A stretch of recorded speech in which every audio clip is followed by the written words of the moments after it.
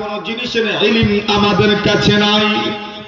আল্লাহ বলে দিলেন আদম, এরা তো বলতে পারে নাই, এবার তুমি দেখি বলতে যাও।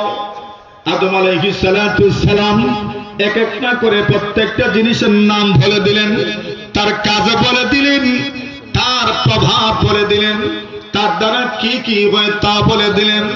আল্লাহ পাক বললেন, এ ফেরেশতারা, যে আদমকে সৃষ্টির পিছনে তোমাদের প্রশ্ন ছিল, তোমরা নিজের কানে শুনতে পেরেছ, আমার আদম সব জিনিসের নাম বলে দিয়েছে। এটার দ্বারা প্রমাণ হয়ে যায় ফেরেশতাদের চেয়েও আমার আদমের শ্রেষ্ঠত্ব আর মর্যাদা তোমাদের চেয়েও হাজার হাজার গুণ বেশি। সুবহানাল্লাহ। মর্যাদা দিলেন ইলমের মাধ্যমে। আল্লাহ পাক এটাকেই প্রথমে উল্লেখ করেছে। মানুষের মূল জিনিস হচ্ছে তিনটা: অন্ন, বস্ত্র, বাসস্থান। এই তিন জিনিসের মধ্য থেকে আল্লাহ পাক আদমকে কি দিলেন, এই নিয়ামতগুলোর প্রথম কথাই উল্লেখ করেছেন, ওয়াআল্লামা আদমাল আসমাআ কুল্লাহ, আমি আদমকে ইলম শিক্ষা দিলাম। হযরত সুলাইমান আলাইহিস সালাতু সালাম আল্লাহ পাকের বড় এক পয়গম্বর, যিনি পুরো দুনিয়ার কি ছিলেন? বাদশা। জোরে বলেন বাদশা। সবাই বলেন একবার, কি ছিলেন? বাদশা। বাদশা। ছোট না বড়? বড়। বড়, পুরো দুনিয়ার বাদশা। এত বড় বাদশা সুলাইমান আলাইহিস সালাতু সালামকে আল্লাহ পাক তিন জিনিস দিলেন। বলে, সুলাইমান, আমি তোমাকে তিনটা জিনিস দিব, এখান থেকে তুমি একটা গ্রহণ করবা। কয়টা? একটা। যে তিনটার মধ্যে একটা। তিনটাই লোভনীয় প্রস্তাব। যে তিনটাই লোভনীয় প্রস্তাব, এখান থেকে একটাই নিতে পারবা, দুই নম্বরটা নেওয়ার কোন সুযোগ নাই। এমন পজিশন হলে মানুষ বড় বিপদে পড়ে যায়, কোনটা ছেড়ে কোনটা গ্রহণ করবে, ঠিক না? আল্লাহ বলেন, ইম্মাল মাল ওয়া ইম্মাল হুকুমা ওয়া ইম্মাল ইলম। ও সুলাইমান, আমি আল্লাহ তোমাকে তিন জিনিস দিলাম। এক নম্বর হইল মাল, দুই নম্বর হইল বাদশাহী, তিন নম্বরটার নাম হলো ইলম। কয়টা? তিনটা। মাল, বাদশাহী আর ইলম। তিনটা টেবিলে রাখা। সুলাইমানকে বলেছেন, এই তিনটা থেকে তুমি একটা নাও। আচ্ছা, আমাদের সামনে যদি তিনটা রাখা হয়, কোনটা নেবা? কোনটা? আপনারা তিনটা নিবা না? এখান থেকে নিতে পারবেন একটা। কয়টা নেবেন? একটা নিলে কোনটা নিতে? কোন ইলম তো এখন না কইতেছ। আল্লাহ বলেন, ইম্মাল মাল, সুলাইমান মাল দিলাম, তোমার টেবিলে মাল রাখা আছে। ওয়া ইম্মাল হুকুমা, বাদশাকে দিলাম। ওয়া ইম্মাল ইলম, একদিকে ইলম, একদিকে বাদশাহী, একদিকে মাল। এই তিনটার যে কোনো একটা তুমি গ্রহণ করতে পারো, দুই নম্বরটা চয়েস করার কোনো সুযোগ নাই। এমন পরিস্থিতিতে পড়লে নিশ্চিত আমরা মালই নিতাম। কথা বলে? আরে বলেন না, কোনটা নিতাম? মাল। কেন? মাল তো মানুষের বড় প্রিয় জিনিস। মাল মানুষকে আকৃষ্ট করে। মালকে মাল এই জন্যই বলে, এদিকে মানুষের দিল, মানুষের মন, মানুষের দিল এদিকেই দাবিত হয়, এই জন্যই মালকে মাল বলে। আল্লাহর পয়গম্বর আলাইহিস সালাতু ওয়াসসালাম এই তিনটার মধ্যে থেকে কোনটা নিয়ে যাবেন? একদিকে মাল, মাল মানুষকে আকর্ষণ করে। আল্লাহর নবী বলেন, অগণ ওই দুনিয়ার মানুষ শুনে যাও, লাউ আন্না লিবনি আদম ওয়াদিয়াম মিন যাহাবিন লা আহাব্বা আন ইয়াকুনা লাহু ওয়াদিয়ান। আল্লাহর নবী বলেন, একজন মানুষকে যদি পুরা হাই আওয়ার বড়া যদি সোনা দেওয়া হয়, আপনারা লাউরের নাম কি দেন? হাইলাওয়ার। যদি পুরো একটা হাইলাওয়ার ভর্তি সোনা দিয়ে দেওয়া হয়, তাহলে মানুষের মনে চাইবে যেন আরেকটা হাওয়ার শোনা হয়, ঠিক কিনা? ঠিক। ওয়ালা ইয়ামলা আফাহু ইল্লা তুরাব। আল্লাহর পয়গম্বর বলেন, উম্মত শুনে যাও, মানুষের মুখটাকে মাটি ছাড়া আর কিছু ভরতে পারে না। অর্থ হলো কবরে যাওয়া পর্যন্ত মানুষের পেট ভরে না। জোরে বলেন, না। পেট ভরে না। একটা পাইলে আরেকটা পেতে মনে চায়, এটাই মানুষের মজ্জা, এটাই মানুষের স্বভাব। নবী বলেন, মানহুমান লা ইয়াশবাহান, মানহুমুন ফিদ দুনিয়া লা ইয়াশবাহু মিনহা, ওয়া মানহুমুন ফিল ইলমি লা ইয়াশবাহু মিন। নবী বলেন, দুই জাতের লোভী মানুষ আছে, যারা যত পায় তৃপ্ত হয় না, পরিতৃপ্ত হয় না, তৃষ্ণা মিটে না। এক জাতের লোভী হলো মানহুমুন ফিদ দুনিয়া, যারা দুনিয়ার লোভী, লা ইয়াশবাহু মিনহা, দুনিয়া অর্জন করতে করতে তারা পরিতৃপ্ত হতে পারে না। ওয়া মানহুমুন ফিল ইলমি লা ইয়াশবাহু মিন, আবার কিছু মানুষ আছে ইলমের লোভী, ইলম যত পায় তার মনে তৃপ্তি আসে না, আরো ইলম অর্জন করতে চায়, এমন মানুষও আছে না নাই? আছে। আবার দুনিয়া অর্জন করতে বলা মানুষও আছে। এখন দিলেন তিন জিনিস, তিনটা থেকে একটা বাছাই করেন আপনি। এখন আমরা তো আমাদেরটা বুঝতে পারলাম, আমরা হইলে কোনটা নিতাম না? বাদশাহী, কেউ কেউ বাদশাহীও নিত, আর বাচ্চা হয়ে গেলে তো সারা দুনিয়াই আমার। কথা বলেন ঠিক কিনা? আল্লাহর পয়গম্বর সুলাইমান আলাইহিস সালাম মালও নিলেন না, বাদশাহীও নিলেন না। আল্লাহকে ডাক দিয়ে বলেন, প্রভু আমার, আপনি আমার সামনে তিনটা জিনিস রাখলেন, একদিকে সম্পদ, আরেকদিকে বাদশাহী, আরেকদিকে ইলম। আল্লাহ, আমি এই তিন জিনিস থেকে আপনাকে জানা দিলাম প্রভু গো, আমি ইলমটা কি কবুল করে নিলাম। সুবহানাল্লাহ। জোরে বলে, সুবহানাল্লাহ। আরো জোরে সুবহানাল্লাহ। কি নিছেন? ইলম। জোরে বলেন। ইলম। ঠকাইছেন? এ ঠকছেন নি? না। ইলম যে নিলা ঠকছেন নি? না।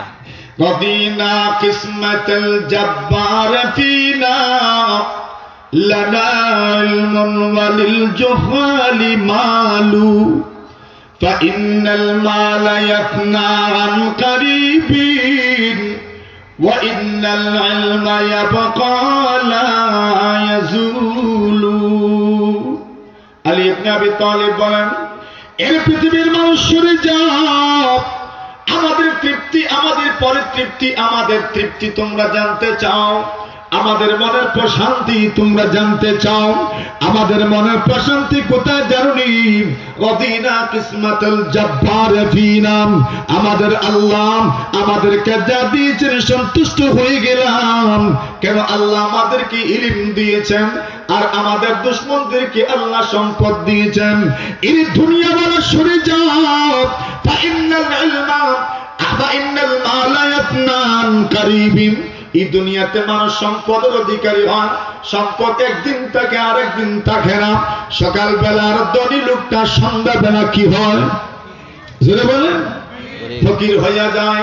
ওয়া ইন্নাল ইলমা ইয়াবকা লা ইয়াজুলু, আর ইলম এমন একটা সরমায়ার নাম, এমন একটা পুঁজির নাম, এমন একটা পুঁজির নাম, এমন একটা সম্পদের নাম, যে সম্পদটা জীবনেও শেষ হয় না, চুরিও হয় না, ঠিক কিনা? এমন একটা সম্পদের নাম, এমন একটা পুঁজির নাম। সুলাইমান আলাইহিস সালাম বলেন, আল্লাহ, আমি আপনার দেওয়া তিন জিনিস থেকে বাছাই করেছি ইলমকে। ইলম যে বাছাই করছেন, টটকাইছেন না। আল্লাহ নবী সুলাইমান ইলম বাছাই করলেন, ইলম নিলেন।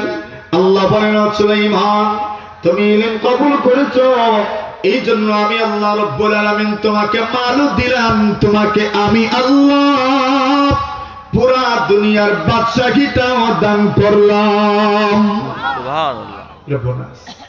তুমি নিশ্চয়ই ইলম দিলাম, আমি সারা দুনিয়ার সম্পদের মালিকানা, এত সম্পদশালী তুমি, আমি তোমাকে দুনিয়ার বাদশাহী দিলাম। কি পরিমাণ সম্পদের মালিক ছিলেন? বাপরে বাপ।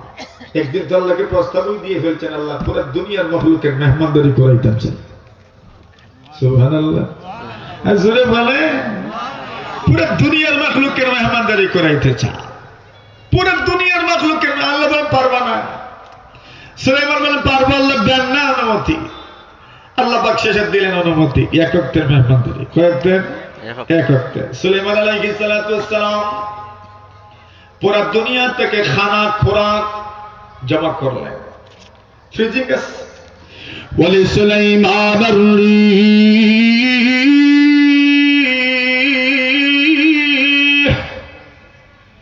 আল্লাহ বলেন নবী আমি সুলাইমানের জন্য পুরো দুনিয়ার বাতাসটাকে অনুগত করে দিয়েছিলাম। সুলাইমান নবী যখন ভ্রমণ করার ইচ্ছা পোষণ করতেন, সকাল বেলার বাতাস সুলাইমান আলাইহিস সালাতু ওয়াস সালামকে 1 মাসের দূরত্ব অতিক্রম করা দিত। সুবহানাল্লাহ। সন্ধ্যাবেলা আবার বাতাস চলতো, আরো 1 মাসের দূরত্ব পার হয়ে যেতেন। সুবহানাল্লাহ। এত বিশাল পরিমাণ খাবারের আয়োজন করেছেন, বাতাস ফ্রিজিং এর কাজ দিচ্ছে। দীর্ঘদিনের পরিশ্রম, একটা মাহফিল করতে কত দীর্ঘদিনের পরিশ্রম। মাস 2 মাস আগ থেকে পরিশ্রম করা হয় একটা মাহফিল। এই মাহফিলও দেখেন মাস 2 মাস থেকে পরিশ্রম হচ্ছে লাগাতার। আলহামদুলিল্লাহ বলেন। আজ মাহফিল আলোর মধ্যে দেখেছে। সুলাইমান আলাইহিস সালাতু ওয়াস সালাম এত বিশাল আয়োজন, জিন্নাতেরাও কাজ করছে, পৃথিবীর সব মাখলুকেরা কাজ করছে। ওনার অধীনস্থ যারা আছে, যাদেরকে দিয়ে কাজ করাতে পারবেন কাজ করাচ্ছে। বললেন আল্লাহ এবার দেন, আমি রেডি, প্রস্তুত। আল্লাহ বলে আর ইউ রেডি, প্রস্তুত নেই? বলে জি প্রস্তুত। আল্লাহ বলে কোন মাখলুক পাঠাবো? আল্লাহ সাগরেরটা পাঠা। সাগরের মাখলুক বলে কোনটা? বলে মাছ পাঠা। মাছ পাঠাইছে, একটা মাছ আইছে। আবার পরে সুলাইমান নবী যা প্রস্তুত করছেন সব খাবার 1 লোকমায় শেষ। জোরে বলেন সুবহানাল্লাহ। আরো জোরে বলেন সুবহানাল্লাহ। সব খোরাক সব খানা 1 লোকমায় শেষ হয়ে গেছে। সুলাইমান আলাইহিস সালাম বড় বড় চোখ দিয়ে তাকায় মাছের দিকে। কি রে? মাছ বলে আল্লাহর পয়গম্বর আরো অনেক। সুবহানাল্লাহ। সুলাইমান নবী কোন সারা খাইছে তো কেসে আরো আনতা। মাছ বলে আরো আনেন। সুলাইমান আলাইহিস সালাতু ওয়াস সালাম বলেন আরো আনবো মানে? আমি এত কষ্ট করে এই পরিমাণ জমা করেছিলাম আর তুমি 1 লোকমা সব সাবার করে ফেললে। মাছ বলে এর মানে আর নাই? আর নাই। মাছ বলে সুলাইমান তুমি আমার রিজেকের মধ্যে পিঁপড়া তুলেছো। সুলাইমান আল্লাহর পয়গম্বর শুনো গো, আপনি আমাকে একটা ওয়াক্তের খাবার দিতে পারলেন না। আমার আল্লাহ প্রত্যেকটা ওয়াক্তে এই যে 1 লোকমা খাইছি না, এইরকম 3টা লোকমা খাবার আমার আল্লাহ আমাকে দান করেন। সুবহানাল্লাহ। আপনার এখানে খাইছি কয় লোকমা? 1 লোকমা। 1 লোকমা। 2 লোকমা এখন প্রত্যেকে পূরণ করতাম। সুলাইমান আলাইহিস সালাতু ওয়াস সালাম বলে আল্লাহ বুঝতে পেরেছি গো মাওলা, আপনি রাজ্জাক, আপনি ছাড়া রিজিক দাতা দুনিয়ার জমিনে আর কেউ নাই। জোরে বলেন নাই। জোরে বলেন নাই। ইন্নাল্লাহা হুয়ার রাজ্জাক, আল্লাহ রিজিক দাতা। আল্লাহ ছাড়া রিজিক দাতা দুনিয়ার জমিনে আর কেউ আসেনি।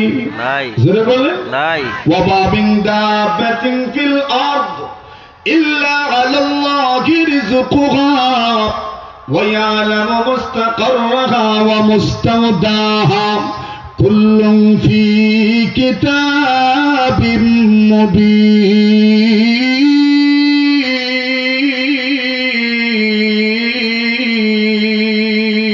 আল্লাহু আকবার। রিজিক দাতা কে? কে কে? আল্লাহ দিছেন না, দিছেন বাদশাহী। কেন? বলে ইলম নিছেন। কোনটা নিছেন? ইলম নিছেন। এই ইলম মানুষকে এত উপরে নিয়ে যায়, এত উপরে নিয়ে যায়। আল্লাহু আকবার, কসম আল্লাহ। আমার নবী বলেন উতিতু ইলমাল আউয়ালিন ওয়াল আখিরিন। সারা দান করেছেন। আমার আগে পরে যত মানুষকে যেই পরিমাণ ইলম আল্লাহ পাক দান করেছে, সমস্ত ইলমের কেন্দ্র বিন্দু মরকজ আল্লাহ আমি মুহাম্মদকে বানিয়ে দিয়েছে। এই পুরোটা উম্মত ইলমি, ইলমওয়ালা উম্মত। আলেমদের কি পরিমাণ দাম! আল্লাহ পাক বলেন, শাহিদাল্লাহু আন্নাহু লা ইলাহা ইল্লাহু, আল্লাহ ছাড়া কোনো মাবুদ আসেননি। যারা বলেন না, আল্লাহ ছাড়া কোনো মাবুদ নাই। এটা একটা বাক্য, এটা একটা কথা। এই কথার উপর সাক্ষী রাখছেন আল্লাহ। আল্লাহ ছাড়া কোনো মাবুদ নাই, এই কথাটার উপর সাক্ষী কে রাখছেন? আল্লাহ। যারা বলেন আল্লাহ। আল্লাহ ছাড়া কোনো মাবুদ নাই, এই কথাটার উপর কি আছে? সাক্ষী আছে। আছে। সাক্ষী কি? আল্লাহ বলেন, শাহিদাল্লাহ, প্রথম নম্বর সাক্ষী স্বয়ং আল্লাহ। কে? আল্লাহ। আল্লাহ ছাড়া কোনো মাবুদ নাই, এই কথাটার উপর সর্বপ্রথম সাক্ষী কে? আল্লাহ। দুই নম্বর সাক্ষী ওয়াল মালাইকা, আল্লাহর ফেরেশতা। কে? বলেন। তিন নম্বর সাক্ষী ওয়া উলুল ইলমি কাইমান বিল কিসত, আল্লাহ বলেন নবীজি শাহিদাল্লাহু আন্নাহু লা ইলাহা ইল্লাল্লাহ, আল্লাহ বলেন নবীজি আল্লাহ ছাড়া কোনো মাবুদ নাই, এই কথার উপর প্রথম নম্বর সাক্ষী স্বয়ং আল্লাহ, দুই নম্বর সাক্ষী ফেরেশতা, তিন নম্বর সাক্ষী দুনিয়ার যত উলামায়ে কেরাম আছেন তারা। সুবহানাল্লাহ। আল্লাহ ছাড়া কোনো মাবুদ নাই, এই কথার উপর সাক্ষী আল্লাহ পাক, ফেরেশতা, এরপরের সাক্ষীটা হচ্ছেন উলামায়ে কেরাম। সুবহানাল্লাহ। এই জন্য রাসূল বলেন উলামায়ে কেরাম এই উম্মতের শুধু শুধু মসজিদের ইমামই নয়, বরং উলামায়ে কেরাম এই উম্মতের সবচেয়ে বড় আমানতদার, সবচেয়ে বিশ্বস্ত মানুষ হচ্ছেন উলামায়ে কেরাম। এদের চেয়ে বিশ্বস্ত কোনো মানুষ নাই। আল্লাহু আকবার বলেন। সুবহানাল্লাহ। কথাটা কেন বলেছি? আল্লাহ মাফ করুক যদি আমি, আমার কথাই বলছি, যদি আমি আপনাদের সামনে ভুল কথাটা উপস্থাপন করি, ভুল মাসআলা বলি, তাহলে আপনি এই ভুলের উপরে থাকবেন, ঠিক না? ঠিক। আর যদি সহি বলি তো সহি শুনবেন। এখন বলেন, এই উম্মতের উলামায়ে কেরাম যদি আপনার কাছে, আমার কাছে, আমি যখন আলেম হতে পারিনি, এখনো আমি যা জানি না, তা যদি আমার কাছে বিকৃত করে ভুলভাবে যদি উপস্থাপন করা হয়, তাহলে আমি এই ক্ষেত্রে লাভে না লসে? লসে, আমি লোকসানে। তাহলে এই উম্মতের উলামায়ে কেরাম আপনার সামনে দ্বীনের মাসআলাগুলো সঠিকভাবে উপস্থাপন করেছেন। খোদার কসম, খোদার কসম, আল্লাহর কসম করে বলছি, উলামায়ে কেরাম ভুলভাবে উম্মতের সামনে মাসআলা উপস্থাপন করেন না, সঠিকভাবে উম্মতের সামনে মাসআলা উপস্থাপন করেন। এই উম্মতের উলামায়ে কেরাম এই উম্মতের সবচেয়ে বড় বিশ্বস্ত পুরুষেরা, ঠিক কিনা? এদের চেয়ে বিশ্বস্ত আর কেউ নাই। যদি এরা সঠিকভাবে মাসআলাগুলো উপস্থাপন না করতেন, তাহলে বলেন, আজকাল অনেক মুরব্বী আছেন যারা বলেন অমুক সাহেবের কাছ থেকে আমি এটা শুনেছি। বলেন তো, তারা কিতাব পড়েন নাই, কিন্তু তারা রেফারেন্স দেন বারোকোনার শেখ সাহেবের কাছ থেকে শুনেছি, বরুণার পীর সাহেবের কাছ থেকে শুনেছি। বরুণার পীর সাহেব, বারোকোনার পীর সাহেব যদি ভুলভাবে উপস্থাপন করতেন, আপনি তো গুমরাহী হয়ে যাচ্ছিলেন। কথা বলেন, ঠিক না? ঠিক তেমনি ভাবে আরো যত উলামায়ে কেরাম এই দুনিয়াতে আছেন, যদি এরা সঠিক মাসআলাগুলো আপনার সামনে উপস্থাপন না করতেন, তাহলে আপনি ধোঁকা খেতেন, আপনি নোকসানে পড়ে যেতেন, লসে পড়ে যেতেন, আপনি বিভ্রান্তি হয়ে যেতেন, আপনি ভ্রান্তির ভেড়াজালে আবদ্ধ হয়ে যেতেন। কিন্তু উম্মতের উলামায়ে কেরাম এই মাসআলাগুলো সঠিকভাবে আপনার সামনে উপস্থাপন করেছেন। এজন্য রাসূল বলেন, আল উলামা ও উমানাউ হাযিহিল উম্মাহ, এই উম্মতের সবচেয়ে বড় আমানতদার মানুষগুলো হচ্ছে উম্মতের উলামায়ে কেরাম। সুবহানাল্লাহ। কথাটা বুঝতে পেরেছেন? একটা উদাহরণ দিই। হযরত ইমাম আহমদ ইবনে হাম্বল রাহিমাহুল্লাহু তাআলা, ইমাম আহমদ ইবনে হাম্বল যুগের এত বড় মুহাদ্দিস ছিলেন, ওনার সম্পর্কে কেউ ইয়াহইয়া ইবনে মাঈনকে প্রশ্ন করেছিলেন এবং বাকি ইবনে মাখলাদ ইয়াহইয়া ইবনে মাঈনকে প্রশ্ন করেছিলেন ইমাম আহমদ মা জান্নুকা বি আহমদ ইবনে হাম্বল, আহমদ ইবনে হাম্বল সম্পর্কে আপনার ধারণা কি? উনি বলেছিলেন, আরে শোনো, আহমদ ইবনে হাম্বল সম্পর্কে খারাপ মন্তব্য তো দূরের কথা, আহমদ ইবনে হাম্বলের প্রশংসা করার যোগ্যতা আমি রাখি না। আমি কি প্রশংসা করবো না ব্যাপারে? প্রশংসা করার যোগ্যতা আমি রাখি না। ইমাম আহমদ ইবনে হাম্বলকে উস্তাদ ইমাম শাফি রহমতুল্লাহ আলাইহি দাওয়াত করছেন বাড়িতে। বাবা, আমার বাড়িতে তোমার দাওয়াত। ওই ছাত্রকেই তো উস্তাদ দাওয়াত করে, যেই ছাত্রের সাথে উস্তাদের মহব্বত বেশি না কম? বেশি। যেই ছাত্রটি উস্তাদের কাছে প্রিয়, এই ছাত্রই উস্তাদের বাড়িতে দাওয়াত পায়। আর ইমাম শাফির মতো উস্তাদ বাড়িতে দাওয়াত করছেন, মেয়েদেরকে বলছেন, গরওয়ালিদেরকে বলছেন, একজন মেহমান আসবেন আমাদের বাড়িতে, একটু মেহমানদারি করিও। বাস মেয়েরা তো বুঝতেই পেরেছে, যেই ঘর মেহমান নামাজ হয়, যেই ঘরে মেহমানদারি চলে, তারা একটু বললেই বুঝতে পারে কেমন মেহমানদারি হওয়া দরকার, ঠিক কিনা? মেয়েরা খুব শানদার আয়োজন করেছেন। ইমাম আহমদ আসছেন বাড়িতে, মেহমানের কাছে খাবার পাঠাইছেন। মোটামুটি মেহমান একজনই হন আর দুইজনই হন, খাবার তো পাঠানো হয় কমপক্ষে 4-5 জনের, ঠিক কিনা? 4-5 জনের খাবার পাঠানো হয়েছে। এখন দেখা যায় যা পাঠাইছেন সব ইমাম আহমদ একাই খেয়েছেন। আচ্ছা, কাজটা কি খুব ভালো হয়েছে? হুজুরে খাওয়া বেশি খাওয়া, এদেরকে কি মানুষ মুক্ত কি পরহেজগার মনে করে? বেশি খাইলে মানুষে বদনাম করে না? মাতুন না, বদনাম করেনি। আর হুজুরা বেশি খাইলে তুই সেই কথা বলে, বেশি খাইলে তুই সে। কিন্তু ইমাম আহমদ ইবনে হাম্বল যা দিছেন সব শেষ। মেয়েরা মনে মনে কয়, আব্বা তো কইলে খুব ভালো মানুষ, খুব পরহেজগার, খুব মুত্তাকি, কিন্তু ভাবে সাবে বোঝা যায় ভিতরে কিচ্ছু জোরে বলে নাই। যদি থাকতো তাহলে তো খাওয়ার খেত না উনি। এর বলে অপেক্ষা করি দেখি কতদূর যায়। রাত্রে বেলা ওদের পানি রাখছে ঘরে, ইমাম আহমদ ওদের পড়বেন, নামাজ পড়বেন, জাহানাবাদ রাখছেন। সকালবেলা ইমাম আহমদ মসজিদে চলে গেলেন। এরা ঘরে ঝাঁ করে গিয়ে দেখে পানি যেমনে রাখছিল এমনি আছে। এর মানে উজু করছেন না, আর উজু করছেন না মানে তাহাজ্জুদ হইছে নি, তাহাজ্জুদ নাই। মেয়েরা তো এবার খেপছে, কি হয়েছে? কেন আনছেন বাড়িতে? কি হয়েছে? বলে খাবার দিলাম 5-6 জনের, সব খাইল, সারা রাত ঘুমাইছে, তাহাজ্জুদের নামাজটা পড়ছে না। ইমাম শাফিও চিন্তায় পড়ে গেলেন, আসলেই কি ইমাম আহমদ নষ্ট হয়ে গেল? ইমাম শাফি সাহেব আহমদকে ডাকলেন, আহমদ ইবনে হাম্বল, বাবা শুনে যাও, আমি তো কনফিউজ হয়ে গেছি, আমি তো দ্বিধাদ্বন্দ্বে পড়ে গেছি রে বাবা। তুমি কি নষ্ট হয়ে গেলে? তুমি কি ভ্রান্ত হয়ে গেলে? কি হয়েছে? কেমনে কই? নিজের লজ্জা লাগে। আমার ঘরের মেহমান, তুমি বেশি খাইছো, এই কথা কেমনে কই? তবে বলতেই হয়, এরে আমার তোমার সামনে 5-6 জনের খাবার পাঠানো হইল, একটাও ফেরত আইল না। 2 নম্বর, এরে আমার তুমি একটু বেশি খাইলা, সারা রাত ঘুমাইলা, তাহাজ্জুদের নামাজটা তুমি পড়লা না। ইমাম আহমদ, আচ্ছা তাই নাকি? বলে জি হ্যাঁ।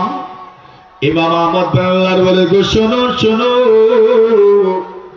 আমি যখন আপনার বাড়িতে আসলাম, আপনার ঘরে আসার পরে যখন আমার সামনে খাবার পরিবেশন করা হয়েছিল, আমি এই খাবারের মধ্যে এই পরিমাণ নূর দেখেছিলাম, নূর। আল্লাহর ওলি গো, আমি চিন্তা করেছি ওই সময় এমন নূরানি খাবার আমি আমার জীবনেও হয়তো আর পাব না। এই জন্য যা পারছি খাইছি। সুবহানাল্লাহ, যা পারছি। আরো আইলে আরো খাইলাম। সুবহানাল্লাহ। কেন আমি চিন্তা করেছি এই হালাল রিজেক্টটা আমার শরীরের যদি